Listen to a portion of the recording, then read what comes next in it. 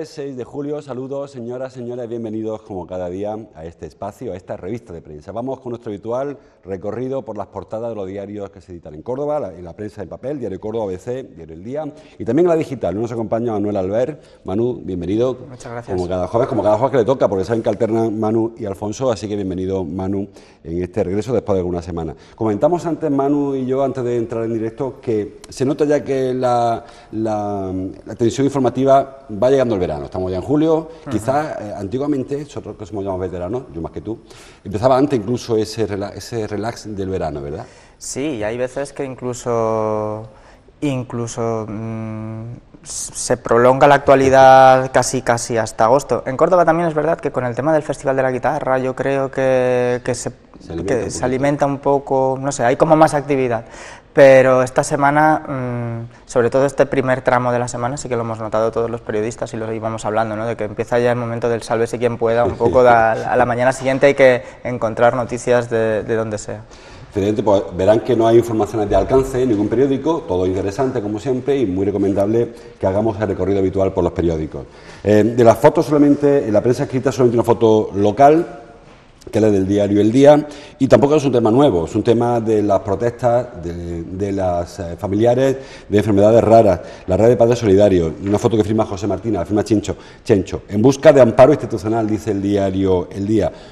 Quizás la noticia sea, Manu, que han acudido defensor del pueblo, porque esta reclamación suya ante el ayuntamiento, en las puertas del ayuntamiento, de la Junta, ya es habitual. Sí, en el ayuntamiento lleva recibiendo a las familias, yo creo que un par de años desde que está el ayuntamiento, y me imagino que con el equipo anterior también habría contactos. Sí, la noticia es que se han recogido firmas y se van a presentar ante el defensor del pueblo, y ayer hicieron el acto un poco simbólico de entregarlas en la Junta. Esta familia, estos familiares de personas con enfermedades raras, o incluso algunos de ellos que también acuden a las concentraciones, vienen reclamando algo que inicialmente parecería de sentido común, pero que la Administración no resuelve. Hablamos de que son personas con patología que afectan a muy pocas personas y que eso hace que no se investigue, que los laboratorios no produzcan los fármacos correspondientes o si los producen muy caros, y se encuentra con un obstáculo importante para su desarrollo. Hay veces que hace algún acto especial porque aparece una persona o alguien que falleció lamentablemente y eso le sirve un poco de estímulo, pero es una lucha que muchas veces se ve desde fuera, los que tenemos la ventaja de no tener ese tipo de patologías, una especie de lucha contra la pared, ¿verdad? Sí, es una lucha creo yo, contra el sistema. El sistema de salud, no solo el español, sino del mundo occidental, está muy permeado por una visión mercantilista y capitalista de las cosas. Las farmacéuticas invierten en aquellos campos que tienen garantizado un mercado. Se investiga mucho más en las cefaleas, por ejemplo, que en curar una cefalea, que en curar una enfermedad, porque nos ocurre a todos, que en investigar en un extraño tipo de mutación que le afecta a una persona de cada 10 millones. Claro.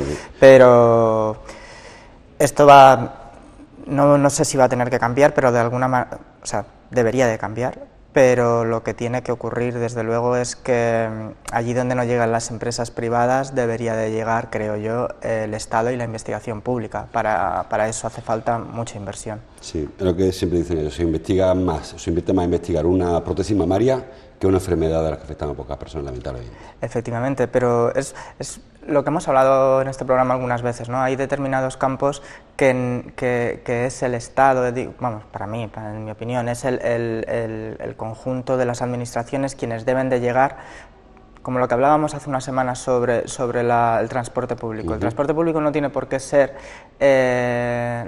obtener siempre beneficios económicos. Tiene que tener un margen de pérdidas, pero el beneficio es que social, claro. Efectivamente, que le da servicio al conjunto de la sociedad. Esto debería de ser algo parecido.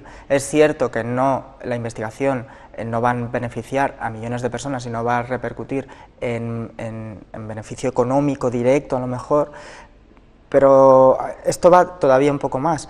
Si encontramos la investigación puede beneficiar a estas familias, pero la investigación en sí crea riqueza no económica, sino de conocimiento, y esa riqueza de conocimiento sí se puede traducir más adelante en una riqueza económica para la sociedad y para el país. Porque además es ahorro en tratamientos posteriores. Efectivamente. Bueno, vamos con las otras dos fotos que son el mismo asunto. Son los 3 últimos presidentes del gobierno, o todos los presidentes del gobierno vivos que tenía la democracia, que aparecen en el ABC y en el Córdoba. El ABC titula 3 expresidentes unidos contra el separatismo, foto para Zapatero, Aznar y Felipe González. El diario Córdoba, también una foto del mismo acto frente a los expresidentes por la consulta catalana, González, Aznar y Zapatero, en la portada del diario ABC. Es un tema que nos pilla un poco retirado, nosotros no solemos hablar del tema catalán, pero es cierto que hay como se ha desatado la última de las alertas, ¿verdad? Porque parece que hasta ahora estábamos un poco como, sí, pero esto no le va a salir, sí, pero esto se van a estrellar, pero cuando se pone toda la carne en el asador, cuando se ponen a 3 expresidentes, cuando parece que hay una unidad de PSOE y PP, es que se ha visto quizás, se le ha dado un toque de más, se ha pasado un pelín de la rosca. Sí, yo creo que aquí, bueno, como tú dices, esto nos pilla un poco alejados, pero yo creo que mi visión también como lector un poco y como observador de la actualidad desde una provincia como Córdoba es que muy listos no hay. O sea, quiero decir, aquí los protagonistas no tienen, ni por un lado ni por otro, tienen demasiada cintura. Para mí es como una guerra, como una pelea de sordos, en el sentido de lo mejor que le ha podido pasar al independentismo catalán es tener a un gobierno que no se mueve. Sí. Y lo mejor que le ha podido pasar al gobierno español es tener enfrente a un gobierno catalán que es incluso más bruto que ellos. O sea, que es capaz de abrir una línea de independentista que posiblemente consigan montar las urnas, aunque sean en cajas de cartón de embalar. Posiblemente vaya mucha gente a votar, posiblemente gane la independencia, pero el día 2 de octubre nadie le va a reconocer la independencia fuera de las fronteras de Cataluña. Y esa es la clave. Tú no puedes ser independiente de nada. De nada. Los ejemplos últimos de independentistas que hemos tenido en Europa y que son muy delicados, estoy pensando en Yugoslavia, por ejemplo. La clave en Croacia fue que al día siguiente Alemania dijo que sí. Reconocimiento. Que efectivamente reconocía que Croacia era independiente. Lo mismo ocurrió con Eslovenia, lo mismo ocurrió con Bosnia. El problema con Yugoslavia, muchos de nuestros espectadores tal vez se acuerden, ¿no? Tuvimos 4 guerras civiles. O sea, no estoy diciendo que vaya a ocurrir en España, ni mucho menos. Pero bueno, que hay que tener muchísimo cuidado. En Cataluña no va a ocurrir eso, pero es que no va a ocurrir la declaración, o sea, el reconocimiento de la independencia, a no ser que no sé, Guinea-Bissau o Venezuela o cualquier país que no tiene peso internacional decida reconocer la independencia. Es que es curioso, Manu, que los procesos secesionistas que ocurren en Europa, que hay, no procesos, pero sí que hay voluntades, siempre son las regiones ricas de los países las que quieren segregarse del país, porque ven como una rémora para su crecimiento. Ocurre en España con Cataluña, ocurre en Italia con la región de Turín, del norte, que es la región rica, ocurre en Holanda con los flamencos que intentan deshacerse del lastre. Son procesos secesionistas muy poco generosos, porque habitualmente era un tema de opresión contra el imperio. Por eso hay esa sensación de que la izquierda tiene que apoyar la secesión, porque eran los palestinos, los saharauis, pero en este caso no ocurre así. En este caso son las grandes burguesías o las grandes industrias de cada país que dice, oye, que estoy harto de pagarle los subsidios a Extremadura, como se le escapó al alcalde el alcalde del Sí, y además en el caso de Cataluña yo creo que hay es un término que ha usado muchos políticos allí arriba, que por ejemplo, gente de Ciudadanos, pero que yo sí estoy de acuerdo en eso, que es una huida hacia adelante. ¿Cuándo estalla realmente el pulso independentista catalán? Yo creo que la gran parte de la culpa la tiene el Partido Popular, infinitamente, o sea, tiene muchísima culpa porque se cargaron el proceso del estatuto. Yo he visto, cuando estuve trabajando en Huelva, que aluciné, a Javier Arenas recogiendo firmas en Huelva, a 1100 kilómetros de Barcelona, para recogiendo firmas en contra del estatuto, y yo creo que eso desde luego en Cataluña no se entendió. Imaginemos gente en Gerona recogiendo firmas en contra del estatuto andaluz. Sí. Eso por un lado, y por otro lado hemos tenido eso crea un caldo de cultivo muy fuerte, y luego tenemos el 15M. En el 15M mucha gente no se acuerda, pero en Barcelona, mientras estaba la gente acampada en Sol, en Barcelona se crea todo un movimiento de respuesta contra lo establecido, contra el Estado, y el Estado en Cataluña es la Generalitat, en el que se pone en solfa todo la estructura de Convergencia y Unió. Eso les da muchísimo miedo. Rodearon el Palacio de la Generalitat. Pintorrearon a algunos de los... Efectivamente, diputados. Tuvieron que salir escoltados, o yo no me acuerdo si incluso en helicóptero. Eso fue un punto de inflexión enorme. Y cómo capitalizar, cómo controlar todo ese grupo de la izquierda y de la respuesta transversal, tocando la fibra más egoísta que tenemos los seres humanos, que muchas veces es más básica, que es esto es nuestro y aquello no, y aquello es de ellos, pero esto es nuestro, que no venga nadie a quitárnoslo, y esto es la nación. Para mí el nacionalismo siempre es profundamente egoísta, llámese español o llámese catalán, porque es el nacionalismo que tenemos ahora mismo en Europa es heredero directo del siglo XIX. El feudalismo, además. Sí, y es el causante, además, de que mucha gente no se acuerda de la Primera Guerra Mundial. Sí, son las barreras, los muros, las lindes, y de aquí para acá es mío, que es la parte rica, de aquí para allá es tuyo y no venga pues. Vamos con la información local, que también la hay, e interesante. El diario El Día son temas quizás no sean demasiado novedosos, comentamos antes, pero sí que están ahí. Todos los periódicos traen una información, la única quizás que se produjo ayer, en torno al calor y el aire acondicionado. Dice el diario El Día, 5 columnas, que Educación, se refiere a la Consejería, Educación inicia en 8 centros su plan de choque contra el calor. Dice el diario ABC, la Junta solo incluye, aquí mete este adverbio, solo incluye 8 colegios en la primera tanda de la refrigeración. También lo traéis vosotros, traía ella en la portada, lo trae el diario Córdoba. Quizás, la novedad, primero, ya hay un plan contra el calor, y segundo, solo, como dice el diario ABC, incluye a 8 centros. Curiosamente, algunos de los que son más beligerantes han entrado en este cupo. Parece que aquí como el del refrán, ¿no? Que no llora, no mama. Sí, eso estamos acostumbrados a verlo también siempre en política, y es importante llorar delante de las administraciones y hacer ruido y salir en prensa para que te escuchen. Eso es así de triste. Son solo 8, y yo añadiría que empezamos tarde. Empezamos tarde porque el verano cada vez entra antes. Sé que hay una polémica muchas veces en los medios de comunicación sobre si esto del cambio climático es real o no es real. Desde mi punto de vista es muy real. Y casi irreversible, que es casi lo peor. Totalmente, o sea, no... Ahora solo podemos aplicar políticas para intentar mitigar lo que ya está aquí, y eso lo estamos diciendo un día de lluvia. Mucha gente dice, pero si está lloviendo, hoy hace frío. No, el cambio climático no significa que no vaya a haber nevadas el invierno que viene, o que no vaya a haber cortes de carretera por lluvias dentro de 2 años. El cambio climático significa que poco a poco va escalando, y ya no tan poco a poco, las medias de temperatura son cada vez más altas, y los picos son cada vez más altos, y las entradas de las olas de calor son cada vez más tempranas, y en ese sentido los colegios, y no solo los colegios, todas las infraestructuras en las que hay trabajando gente, va a tener que ir adaptándose, y tal vez a la larga tengamos que adaptar los horarios también y los calendarios de entrada y de salida. Pues de estos 8 colegios, 5 están en la capital, 1 en Liguerón y 2 en la provincia, en Palenciana y en Villafranca. Los colegios, el alcalde Pedro Barbudo, el alcalde Jiménez Ruiz, la Virgen de Linares, que es el que comentamos antes, que fue donde más se protestó quizás, Tirso de Molina, en Figueroa, Andalucía y Maimónides, Maimónides del Liguerón.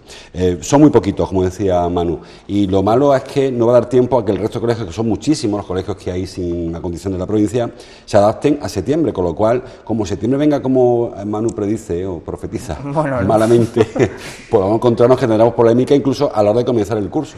Sí, a ver, yo no profetizo, pero sí recuerdo que En 2016, el día de más calor que hubo en Córdoba, que creo que llegamos a 44,7 grados, que es una barbaridad, fue en septiembre.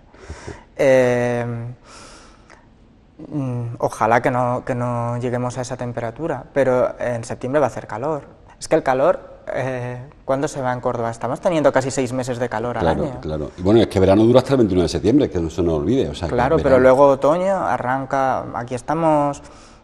digamos, el año pasado estuvimos pasando calor hasta mediados de octubre, y eso empezando por mayo. En fin, son pocos colegios y sobre todo lo que tenemos es que empezar a acondicionarlos. Tal vez no solo con aire acondicionado, tal vez plantando árboles en los patios. Estabas hablando de un colegio en Villafranca, y bueno, hay uno de los colegios que está al lado ¿por dónde está? Por el Rescatado. Sí. Ese colegio estuve yo en la inauguración hace 2 años y nos llamó la atención, era todo muy nuevo, que en el patio estaba pelado, no había sombra. Estuvimos en la inauguración en septiembre y pasamos bastante calor. Y pensamos, bueno, los periodistas que estábamos allí algo pondrán. No pusieron nada. Este año hemos estado los periodistas en la puerta del colegio viendo cómo los padres protestaban y recogían a los niños asfixiados y les traían agua. Cuando yo era chico el patio del recreo era de tierra. Ahora todo el mundo hormigona el patio porque es más limpio y menos barro para los nenes.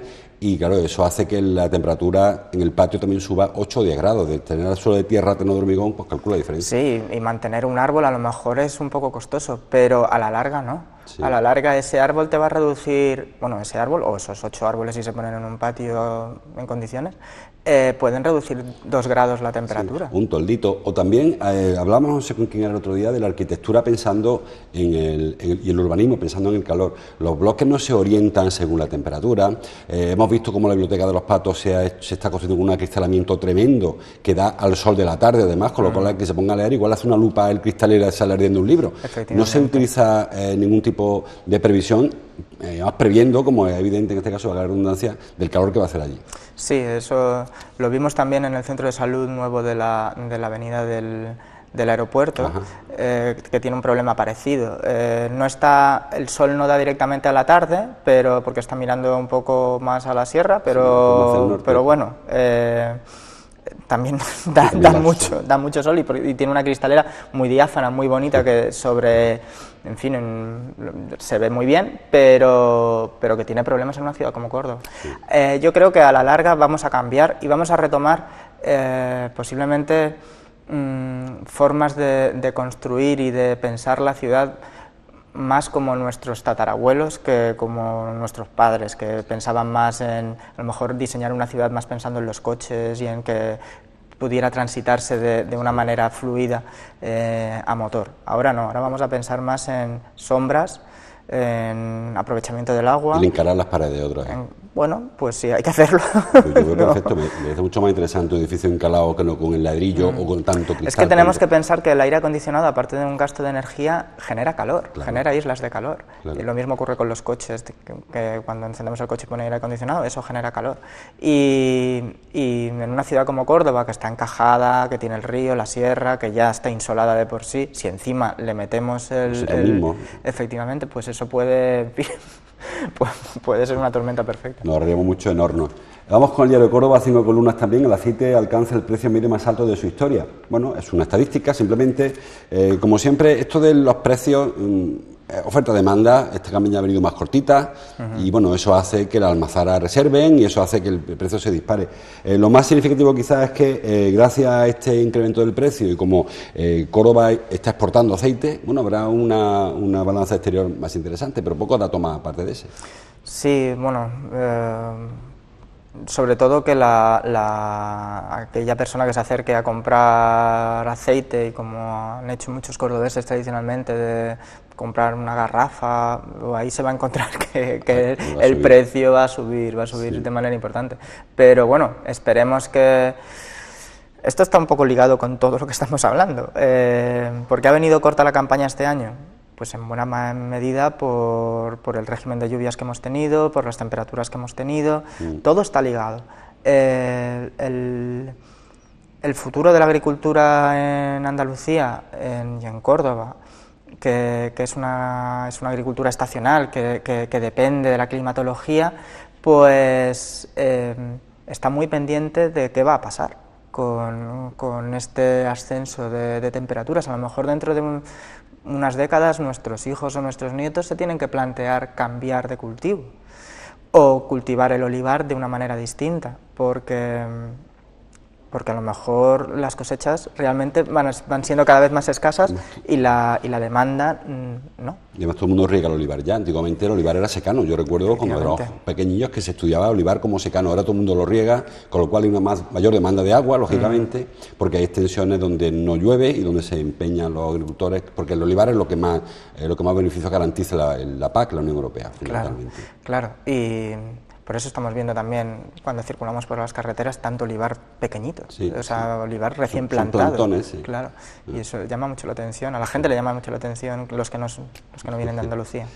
El diario digital Cordópolis abre con un asunto de juzgados. Por cierto que hay una información, lo vamos a aplicar. Dice Cordópolis, sigue el atasco de los juzgados, 28.315 asuntos aún pendientes de resolver. El problema quizá, Manu, no sea lo que queda por resolver, sino que la pelota no se desinfla, sino que además se infla.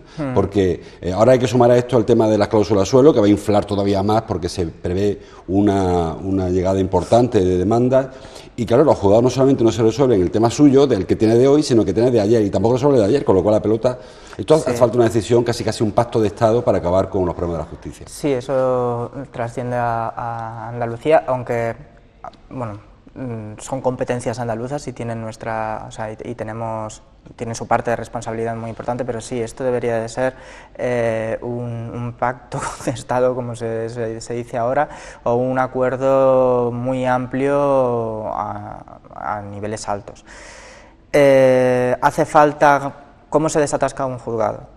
Pues básicamente con dinero. Sí. Contratando a más personal, ampliando los espacios, las sedes. Nosotros, bueno, tenemos la suerte de que vamos a tener en unos meses la Ciudad de la Justicia, pero eso no va a desatascar, a no ser que se contrate a más gente, la actual situación. Y como tú dices, se avecina con el tema de las cláusulas suelo un problema muy gordo. Creo que se aventuraban, los sindicatos hablaban de retrasos de posiblemente hasta 4 años para resolver, porque solo han dedicado a un juzgado. Ahí hay un problema de sentido común. O sea, todos conocemos a una o varias personas, si no nosotros mismos, que podría ir al juzgado a reclamar por su hipoteca. Tú no puedes esperar 4 años y, sobre todo, el sistema no puede aceptar tener hipotecado administrativamente a tanta gente simplemente porque no se reparte bien el cupo de trabajo. Si se incluyeran más juzgados o se repartiera, esto no tendría por qué ocurrir de una manera tan gravosa. Es curioso, de todas formas, con esa información, ayer cuando la estaba elaborando mi compañero Alfonso Alba, yo estaba echándole un vistazo al informe del defensor del pueblo andaluz que se presentó ayer en el Parlamento.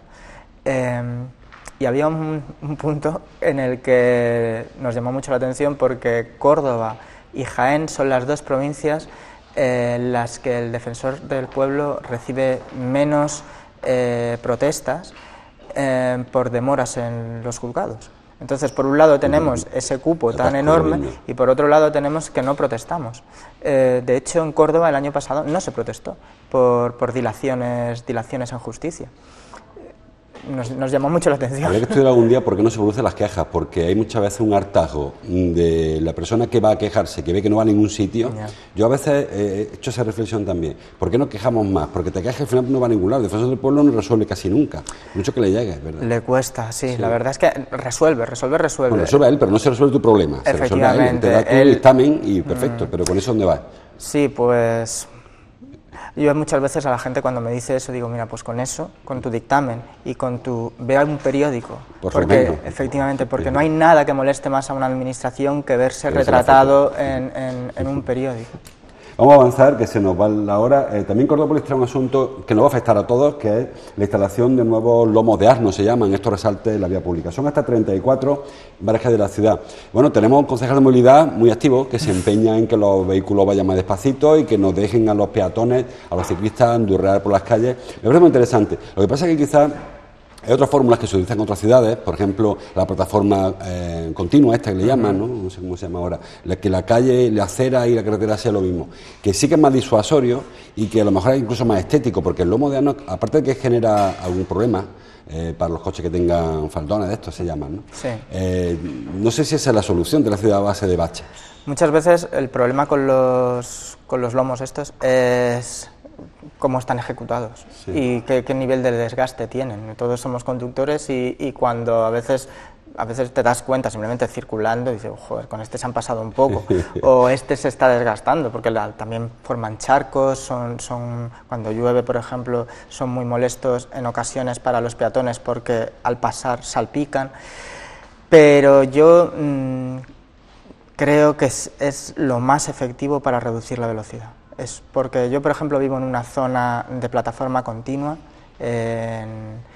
y los coches no van más despacio, a pesar de tener a los peatones a su mismo nivel. Hay zonas de la ciudad en las que, según el volumen de peatones, los coches van más despacio en las plataformas, pero hay otras zonas de la ciudad en las que, si no ven a nadie, se acelera y no se dan cuenta de que tienen una puerta del vecino justo ahí, sí, y que puede salir un niño y es que no lo ves, y si vas a 60 por hora cuando no puedes ir a más de 30, te lo vas a comer. Entonces, por eso creo que al menos hasta que digamos la ciudadanía aprendamos a circular de una manera un poco más prudente, este tipo de soluciones las veo correctas. Pues se van a encontrar con 34, durante este verano se instalarán la mayoría de ellos en las calles de Córdoba. La relación prolija, sí que léanlo en Cordópolis o donde aparezca. Vamos avanzando, estamos casi en la hora.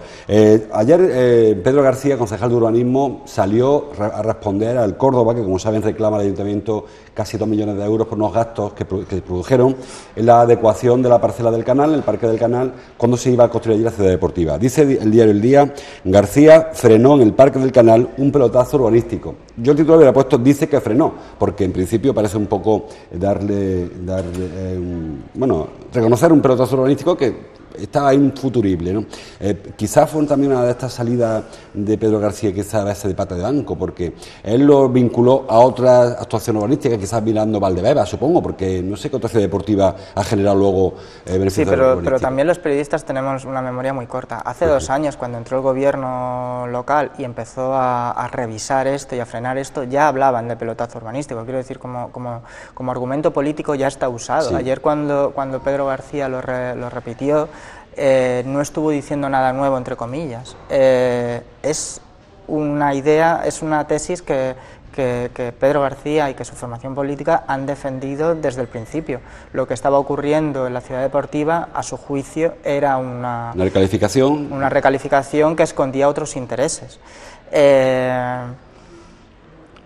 El Córdoba ha protestado, bueno, y el Ayuntamiento ha dicho que pueden hacer lo que quieran, y lo que ha hecho Pedro García ha sido recuperar el argumento que ya se usó hace 2 años. O sea, tampoco ha dicho nada nuevo. Se ha reafirmado en lo que el Ayuntamiento cree, que ahí había un pelotazo. Lo que pasa, Manu, yo creo que el Ayuntamiento tiene herramientas como para frenar ese tipo de actuaciones, porque cesiones municipales a ONG o entidades sin ánimo de lucro se producen, y muchas, y habitualmente no redundan, no revierten al final o no ocasionan pelotazos es decir, que hay herramientas, fórmulas de frenar eso.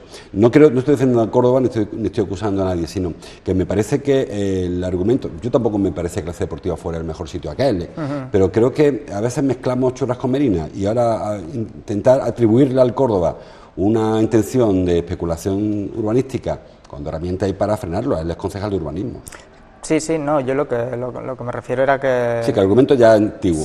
Sí, y claro, herramientas tienen que tener. Tampoco entro a valorar cómo el ayuntamiento lo ha frenado, que a lo mejor también eso debería de tener un capítulo aparte. Sí, sí. Pero sí, no sé exactamente, porque no conozco en profundidad tampoco el tema, pero sin duda habrá que estudiar un poco por qué ese era el lugar, porque es la zona del canal, porque si el centro comercial jugaba algún papel, si un poco cuál es todo esto. Parece que no se ha dicho todo lo que había en esa operación. Yo estoy confundido. Bueno, vamos avanzando, un par de minutos nos quedan. He encontrado en el diario El Día referencias dos culturales. Hoy actúan, espero, si el tiempo lo permite, Pasión Vega y Noa. El festival sigue avanzando, el Festival de la Guitarra. Hablamos ayer de que un festival quizás más tematizado, ¿verdad? Para aficionados al jazz, por su concierto, interesante. Para el laúd, el otro día de Chico Marroquí, muy interesante. No un festival masivo, no se han buscado los grandes públicos en número, pero sí que el festival está resultando bastante bien acogido por el público, quizás eso, más entendido en música. Sí, con el Festival de la Guitarra todos los años nos pasa a todos lo mismo, que en función de nuestros gustos o de nuestros intereses, pues lo vemos mejor o peor. Todo el mundo está de acuerdo en una cosa: este año el Festival de la Guitarra no tiene ese gran nombre que atrae una taquilla masiva.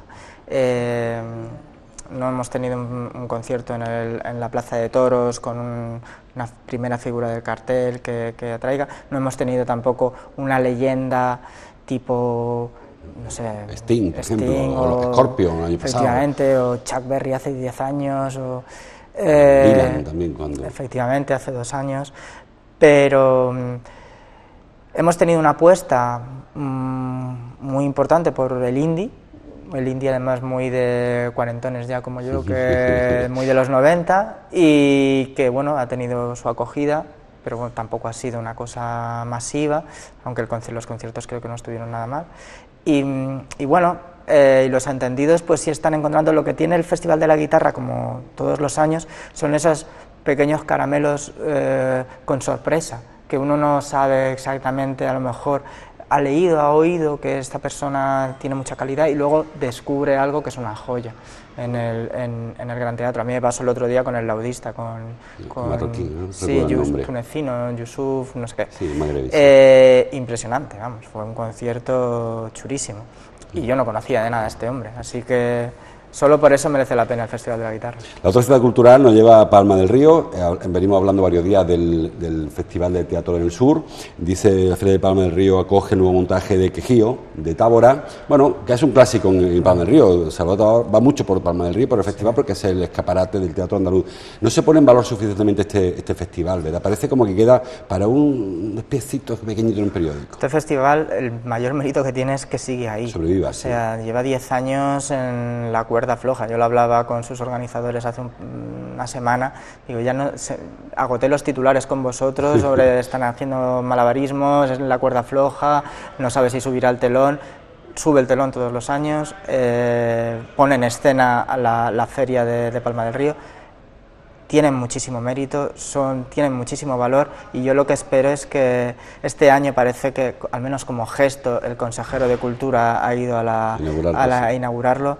Espero que no haya solo gestos, sino que realmente se apoye fuerte desde las instituciones, que es lo que necesita. Este festival recae básicamente en las espaldas del ayuntamiento, y un ayuntamiento como el de Palma del Río tiene las espaldas que tiene, no puede hacer mucho más. Necesita ayuda, o sea, necesita apoyo importante por parte de la Junta, sí, y de la Diputación y de todo el que haga falta.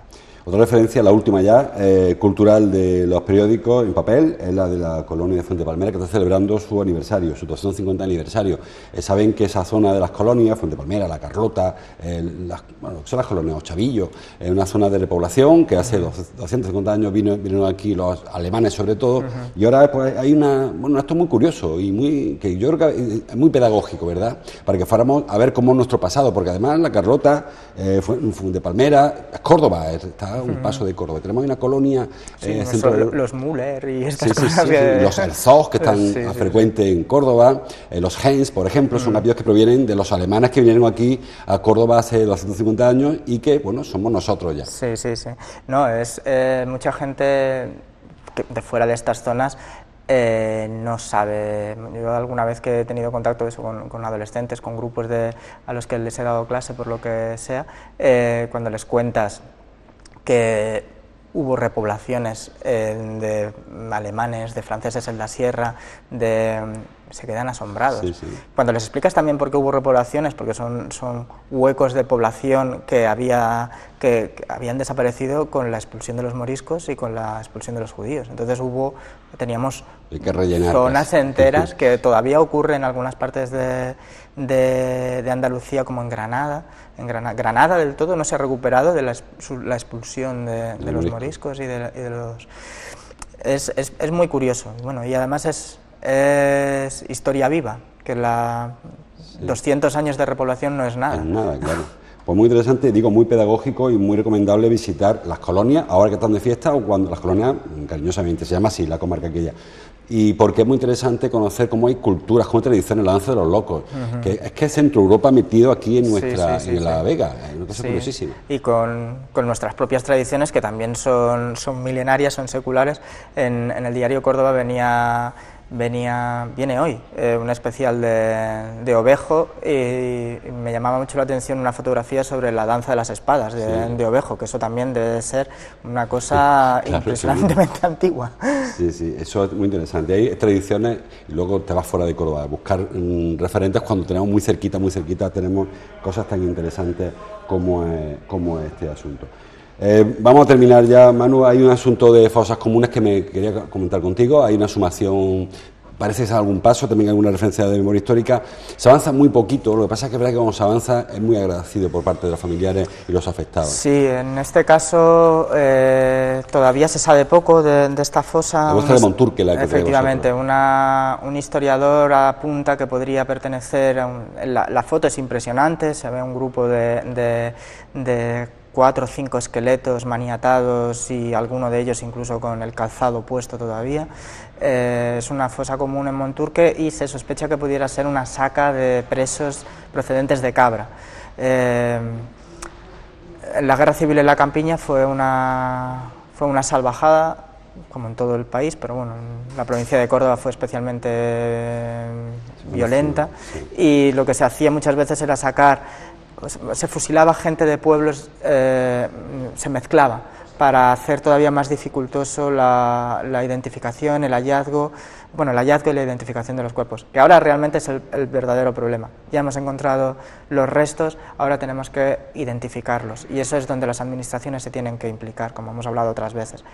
Hay que hacer un programa de ADN en el que se pueda cotejar la información genética de los familiares y de los desaparecidos.